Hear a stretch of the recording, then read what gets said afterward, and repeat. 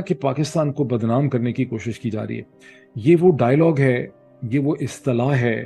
یہ وہ black mailing tool ہے جس کے ذریعے پاکستان کی جو اشرافیہ ہے اور جو رولنگ ایلیٹ ہے اس نے 70 سال سے پاکستان کے لوگوں کا استحصال کیا ہے، انہیں ایکسپلائٹ کیا ہے، ان کے منہ بند کیے ہیں. اور جو ڈیو نیسیسری کرٹیسزم ہے، جو دنیا کے فورا میں کھڑی ہو کے، جو دنیا کی بہت سی قوموں کی جو ڈائسپورا ہوتی ہے وہ اپنے ممالک کی کرٹیسزم کرتی ہے دنیا کے سامنے کھڑے ہو کے جب اس کو موقع ملتا ہے، وہ کہتی ہے کہ ہمارے ممالک کے اندر یہ چیزیں غلط ہو رہی ہیں، اسے ٹھیک کرنے کی ضرورت ہے. انٹرنیشنل کمیونٹی کو، اقوام متحدہ کو، بین الاقوامی لیگل آرگنائزیشنز کو، انٹرنیشنل میڈیا کو ہماری مدد کرنی چاہیے، ہم پہ ظلم ہو رہا ہے. پاکستان میں ایلیٹ نے، اشرافیہ نے یہ بلیک میلنگ ٹول ڈھونڈا ہوا ہے جو لوگوں کے ذہنوں میں ڈال دیا گیا کہ نہیں نہیں، یہ نہیں کہنا چاہیے، اس سے ملک کی بدنامی ہوتی.